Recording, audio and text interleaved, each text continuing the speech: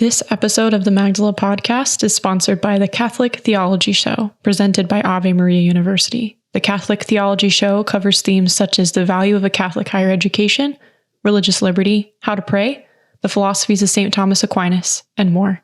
Stream episodes on Apple Podcasts and Spotify and learn more by visiting the link below.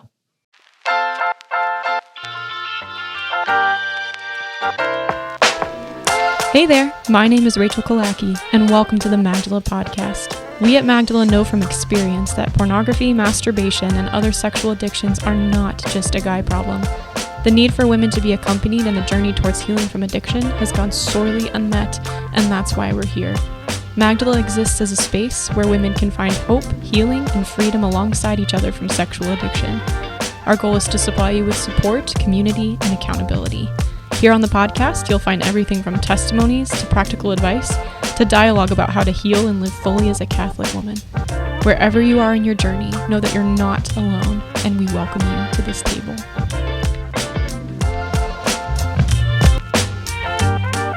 Hey, everybody, and welcome back to the Magdala podcast. I'm Rachael, your hostess, and I'm going to do something a little bit different and do a series on a book that I found to be super informative and healing, just kind of in my own prayer and my own human journey.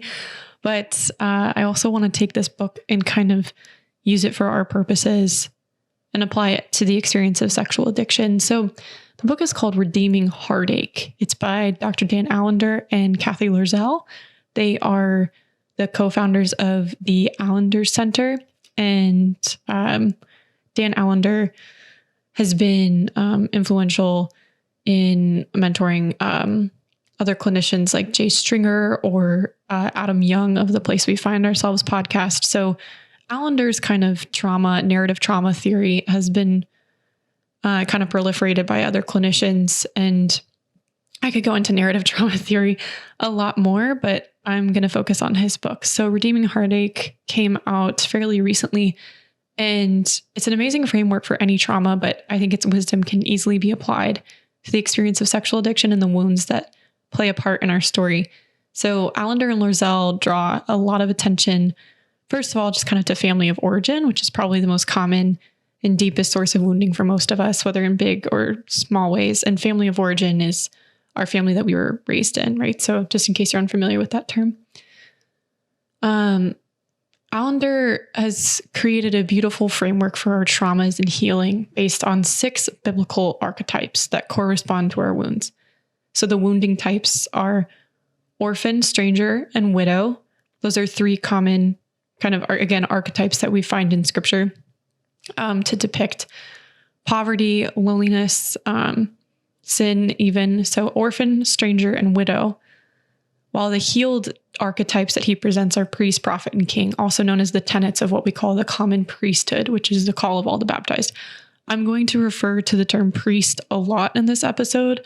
For my fellow Catholics, I'm not talking about the ministerial priesthood. I'm referring to the common priestly roles. When I say priest, I'm referring to the common priesthood, just to clarify. But one of the coolest things about Allender's biblical archetypes, to me, is that it really coordinates very beautifully these places of wounding, orphan, stranger, and widow, with the callings of the common priesthood. So our orphan wounds coordinate with priestly gifts in Allender's kind of theory. Stranger matches with prophet, and widow turns into king or queen. So I'm going to do a 3-episode series on Allender's archetypal framework and break down how it might play into sexual sin and addiction. So I'm a big believer that our woundedness plays a massive role in our sexual behavior. So both in positive and negative ways. Sexuality can both be a place of deep spiritual and emotional healing. It can be a place where our wounds are recognized and seen and healed. But it also can be a place of obviously deep sin, addiction, deep trauma. So I think we can make a mistake when we collapse all of our sexual behavior into merely our wounds, right? Our choice to sin is our responsibility, and I don't think we should ever downplay that. But I do think our woundedness gives a lens through which we can look at our sin and understand why we're prone to particular sins, or even particular sins at certain points of our lives, or why some of our sins become habitual, whereas others don't. I think our wounds inform that. I think our wounds are a lens through which we can see ourselves in a little more light. So I know that in my unique wounding, and I share this in my book, I share this in other places where I share my story, pornography was very much like a false medicine that provided a sense of control over places in my life that were painful. So as a therapist who walked with me put it to me, I was primed for pornography to pose itself as my answer. My sexuality, my body, my mind were posing questions as a result of painful experiences that pornography provided a false answer to. So I believe our habitual sins and addictions are not random. I think they're an expression of us trying to answer the questions of human existence without God, right? So we're trying to solve our weakness, wounds, and lack by ourselves, which in turn only creates more weakness, wounds, and lack. But people can get really critical of viewing the relationship between addiction and woundedness this way. Somebody recently commented to me that when I say this, I'm just quote unquote not taking responsibility and instead blaming something outside of myself. But I'm a real believer that effective care of people when they're in addiction or just deep in struggle with sin, I think that effective care means taking people's lives and stories, especially their trauma and their wounds, into account in tandem with teaching them to take responsibility for their behavior and fostering a spirit of deep repentance. So basically, I think trauma-informed care is not to the exclusion of repenting from sin. In fact, I think they work together quite well. I think understanding your unique set of wounds and how they might be driving you to your sinful behaviors doesn't mean you're excusing yourself. I think it actually means you're giving yourself the ability to repent and pursue virtue with a lot more self-awareness than if you had never explored those things, right? So I'm not for offloading responsibility onto our wounds. And I just wanted to give a quick overview of that. But I want to jump into Redeeming Heartache. And if you want to get the book, there's a link in the show notes. I would highly encourage you to read it. But I want to dive into the first wounding archetype, that of orphan. And then later in the episode, I'm going to go into kind of the healed version of the orphan, right? Which is priest. So Cathy Loerzel is the co-author of the book, and she writes this chapter. And she speaks about how the core orphan wound is betrayal. So betrayal can come in many forms, whether you're literally orphaned, like physically orphaned and lose a parent or both parents, you're a victim of abuse, or even just emotionally betrayed by people close to you. Whatever the gravity of your betrayal, it leaves you with the feeling that only you can take care of your own needs and make yourself feel safe. So betrayal wounds make you feel vulnerable, helpless, and alone. And I love how the book says the following, quote, "For some of us, our experience with betrayal is poignant and specific. For others, it's subtle, like many paper cuts over time."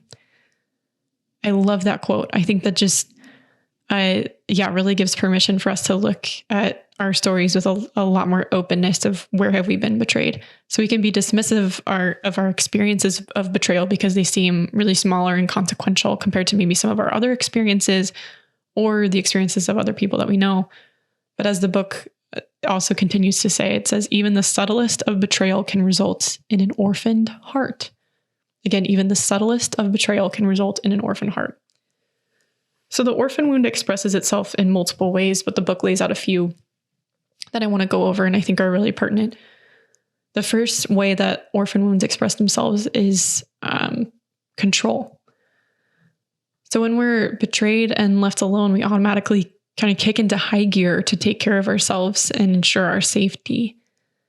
When our experiences tell us that we're helpless, we automatically become our one and only help. We seek a way to control ourselves and our environment to ensure that we won't have our vulnerability exploited again, right? So I think control shows up in the lives of many women we work with, and I'll talk about that again in a minute, but that's the first hallmark of an orphan wound, is reaching for control in so many different aspects of our lives.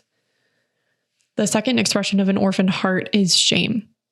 This is a very familiar companion for those struggling with sexual addiction, right? Shame. And shame results when our vulnerability and our need is exposed. So when our semblance of control fails. When something in us is living from an orphan wound, we feel ashamed at any sign of incompetence, weakness, need. We want to seem in control, and we have shame when we're not. when our natural human need is exposed. As Cathy Loerzel describes in the book, she says, the heart of an orphan deeply desires care, rest, and protection, but betrayal tells her that this desire is dangerous and unreliable. More often than not, she is unforgiving of every particle of vulnerability that has ever been used to gain access to her heart. I think that quote is just so powerful. Especially that end part. More often than not, she is unforgiving of every particle of vulnerability that has ever been used to gain access to her heart. So we experience shame of those places in us that expose us as human, expose us as in need of care, in need of protection. I think perhaps as women, especially when we've experienced violating situations of abuse, this becomes all the more pertinent, right? We want to have walls around us be made of steel. Any place that makes itself vulnerable to the protection of someone else, the love of someone else, is something to be ashamed of, because those are the places that got us in trouble in the first place. And that's our mindset. That's not the truth, right? But the third expression of an orphan heart in redeeming heartache is hypervigilance. So this can be similar to control. But an orphan is hypervigilant because her woundedness and betrayal teach her that people are to be suspected and that keeping control is the only way to stay safe. So she has to remain hypervigilant against any chance of the other shoe dropping. And she's kind of always expecting that, right? Expecting the other shoe to drop. So this hypervigilance makes rest and play near impossible. It's better to stay hard at work and even feel chaotic rather than rest and potentially expose ourselves to attack, right? Rest means vulnerability. Rest means not relying on ourselves and letting somebody else take responsibility and protection of us, including God. And that's why we get exposed to attack. So we avoid any semblance of rest through hypervigilance. The fourth and final expression of an orphaned heart is grief. Because of all the aforementioned parts of experiencing orphan wounds, control, shame, hypervigilance, grief is deep-seated, but it's threatening to the orphan's heart. It can't surface. In order to truly let go and learn how to rest, the orphan has to open themselves up to the pain of their experiences of betrayal. Too often they've been left to grieve their betrayal alone, so they just shove it down more. But grief kind of pervades all of their experiences, right? This grief that demands to be grieved, that demands to be felt. So how does this archetype of woundedness pertain to sexual addiction and sin? I think in my work, I see a lot of orphan wounds. I hear so many heartbreaking stories of betrayal from women at varying levels of gravity, but with the same result, right? Like Cathy Loerzel says, with the smallest betrayals comes an orphan heart.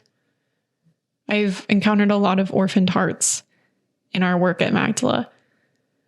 I think control, first of all, manifests so clearly in some of the attitudes women have surrounding their sexual behavior. So for some, pornography and masturbation are ways to take control of painful experiences. I know for me, consuming porn was a way to feel in control of my body and my sexuality, because both had been places of confusion and pain as a result of violating experiences as a child. So porn gave me a sense that I had power over my sexuality and that it wasn't a place of confusion and awkwardness and disembodiment anymore, at least not for a moment, but it would only leave me feeling those things even more after consuming. I also see control manifested in how women view pleasure within their sexual sin as well. There's almost like a hopelessness about it, a belief that the only way they'll ever get sexual pleasure or satisfaction is by getting it for themselves. I see this in single and married women, regardless of their situation. But it's also, it's a feeling that it will never be safe to receive that from someone else, that they could never have a relationship with a man, or they're just not meant for it because they're still single, or in their marriage, they're feeling hopeless and unsatisfied. So they just think they have to take control of things for themselves. Or even if their sexual compulsion is about relieving stress, sometimes it's the same thing, right? It's like, I can't depend on anyone, so I have to relieve my own stress. So control kind of shows up in multiple ways. I think the manifestation of shame is pretty obvious, because when we're in the midst of sexual sin and addiction, our sexuality itself is a place of shame. Jay Stringer even talks about how we're more bonded to the feelings of shame than to the addiction itself. And shame is at the start and the finish of our addiction cycle. We act out of shame, but our behavior also causes shame. So in the case of sexual addiction and orphan wounds, that shame is twofold. We're ashamed of our sexual sin, but we're also ashamed of the pain of betrayal that might have been a contributing factor to sending us there. I also see a lot of hypervigilance in women struggling with sexual sin and addiction. So whether that's hypervigilance in their everyday life or hypervigilance about their addiction, a lot of women come to us saying that they feel hypocritical because they struggle with sexual compulsions while being devout, or they feel powerless because they are competent in every other area of their life except recovery. This is hypervigilance at work, and I know it well. I know it myself. Addiction exposes need. It exposes need that is just crying out to be met, and it's meeting itself in such an unhealthy way. And if you're living from an orphaned heart, that need is something to be constantly hypervigilant about, right? You don't want to see the need, remember, because need is vulnerable. So recovery for the orphan becomes not about long-term healing and health, but about getting rid of the behavior as quickly as possible. This feeling is so real, and it often comes from a refusal to rest and invest the time that it takes to truly receive healing. We think the last thing we should do in recovery is rest, right? Because we don't trust ourselves, which I'll get into in a second. We don't trust ourselves to choose anything different than what's causing us shame. But healing is about reception. It's about reception of grace, right? Reception of new trust, reception of new identity. Reception of the sacraments, reception of forgiveness, right? So rest is very necessary in recovery, and hypervigilance definitely prevents us from it. And lastly, I see grief deeply at play in the lives of women in our community. Each one of us carries such brutally painful experiences, and we need safety and space in order to grieve them. And part of the healing process in addiction is grieving what's been robbed from us, whether by our own actions or that of others. And part of grieving well is learning to trust other people to bear the weight of our stories with us, which is exactly why group recovery is so important. I would argue even especially for women. We can finally learn to rest and hold the grief and pain in our stories because others are there helping us do so. It's not all on us anymore. And so this is where Loerzel points us in she and Dan Allender's book, is an orphan's healing comes when we do exactly this, when we learn to trust. So to trust feels impossible in the orphan places of our hearts, but paradoxically, it's the only way to receive the rest and care we are so desperately longing for. We have to let go of the need to do it for ourselves, whatever it is. This takes a hell of a lot of courage when you've experienced betrayal. It also takes time, takes a lot of time. But the healed orphan in Allender's archetype becomes a priest. And again, I'm speaking in the common priesthood, not ministerial priesthood. In Allender's view, a priest is someone who can be attuned to the raw heartache of humanity and stand between that pain and the glory of God and act as a place of integration between the two. Think of Christ in his ultimate priesthood, right? When the orphan learns to trust, their pain becomes transformed into a place of recognizing that God has not betrayed us, will never betray us, that he has not abandoned us, and that ultimately he actually communes with us in our suffering in the places of us that have been betrayed. Places that once were defined by betrayal become places of deep communion with him and with other people. A priest ultimately has faith, right? As Loerzel writes, she says, they restore that which has been lost, but also invite into grief for what was. So trauma fragments us. It splits us into pieces. It kind of lifts us from reality, makes our reality feel very shaky. Priests invite us to reintegrate. So we're invited to enter that tension between our pain and our joy and see the relationship between the two, see where God's grace is at work, making a relationship between the two. They don't invite us to dispense with our pain in order to have joy. Priests invite us into that tension, to live in it, and then to share that tension. So to tell the full truth of our stories and live in that truth which is the antidote to shame. So when we're living in the common priesthood, we don't shy away from the harsh reality of our brokenness, but instead can look at it and tell of it with a sincere hope in God's mercy and love. And we know exactly where to turn to find that mercy and love, right? The book also talks a little bit about how priests invite rituals. So I think for Catholics, this is most obvious in the ministerial priesthood, where priests are necessary for the Mass and the other sacraments. So they're acting as a presence between God and man, offering a sacrifice to God and bringing the Lord's body to man, is again kind of the preeminent way we can see the priesthood and the role of ritual in our human experience. But in the common priesthood, our view of ritual can be kind of simplified into Cathy Loerzel's definition, which is a process we're brought into that serves a purpose. So again, a simple ritual is a process we're brought into that serves a purpose. And in our common priesthood, we can invite into ritual. So the priest is called in a specific way to reintegrate the person through ritual. In the Mass, we have a total encounter with the living God, right? Our bodies and our souls, we receive the body, blood, soul, and divinity of Jesus Christ, right? In a more ordinary way, this is how we heal and help others heal in a common priesthood role. We facilitate healing in both body and soul. So if you're seeing a link between betrayal, broken trust, these orphan wounds in your life that have left you feeling like you are alone, that you are the only one who can help your own case, you're the only one who can protect yourself, you have to ensure your safety. And those emotions, those beliefs, you can see behind your pursuit of unwanted sexual behavior. I encourage you to pray into not just those places of betrayal, those places where your heart feels orphaned, where you're seeking comfort in a sexually addictive behavior, where you're seeking control and being hypervigilant, seeking relief from shame, but only finding more of it. I don't just encourage you to pray into healing those places, but also the transformation that can come when you lean into the role of priest. Because if we're operating off of Allender and Loerzel's definitions, if you're finding yourself really in these orphan wounds, that means you're specifically called to this beautiful enactment of a priestly role, right? And in the common sense, that's all of our baptismal calls.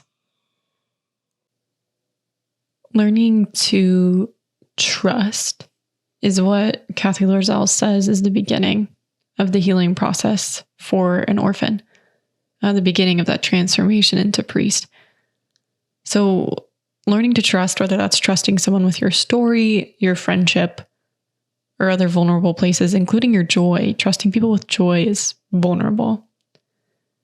It may seem like the most impossible task, but it's where that transformation does begin. And so if you're struggling with orphan wounds, your own journey to trust again, trust God, trust others, trust yourself, gives others such sincere hope, right? If those who have been deeply betrayed can trust again, any of us can. Any of us can surrender our control. Any of us can surrender our hypervigilance and our shame. If somebody who has experienced betrayal can stand in that tension. A quick word on ritual too. I think that word might bring up just some kind of like edgy feelings, I guess. It can be simple. Rituals can be simple. Whether it's celebrating a friend's birthday or learning to bless and take care of your body through an exercise routine. Those things can even be forms of prayer, right? Or prayer can easily be integrated into them. So remember, an informal understanding of the word ritual, if we're basing ourselves on Loerzel's definition, an informal understanding of ritual means that it's just a process that serves a purpose, right? So think of a couple ways you can pursue reintegration through informal processes that serve a purpose in your recovery, that bring that orphan back into integration with itself, that give that orphan part of your heart opportunities to trust, to have faith, practices that teach you to abide deeply in your own soul and body, to release the hypervigilance and control you've been seeking, even to feel the grief that you've been hiding from, right? How can you make space for that? How can you make space for your orphan heart to heal in your recovery? How can you step into a space once filled by these things, these difficult things, and see them transformed by grace into places of faith, and even a bridge between raw human brokenness in the glory of God. That's ultimately the transformation of orphaned heart to priest. You're a bridge between human brokenness, human sin, and the glory of God and his love. We'll continue our series on redeeming heartache and the biblical archetypes next week with stranger and prophet, and I look forward to continuing the conversation then. Catch y'all soon. If you like this episode, feel free to like, subscribe, or share with a friend. If you're interested in supporting the work that we're doing in Magdala and also gaining access to more exclusive content, consider joining us as a patron on our Patreon. You can find that link in the show notes below. If you'd like to support the work Magdala is doing as a donor, you can also find the link to join our support team in the show notes below. If you are in need of a Covenant Eyes subscription and want to give it a try, you can use the code Magdala for 30 days free. You can find that link in the show notes as well. To join a virtual small group or learn more about our resources, visit magdalaministries.org. And then finally, if you want to get the light phone and live a more peaceful life, you can find our affiliate link in the show notes below as well. God bless you all, and we'll catch you soon.